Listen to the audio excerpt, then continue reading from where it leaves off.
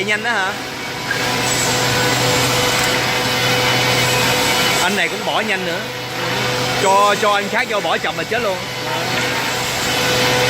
Bỏ chậm lắm đi.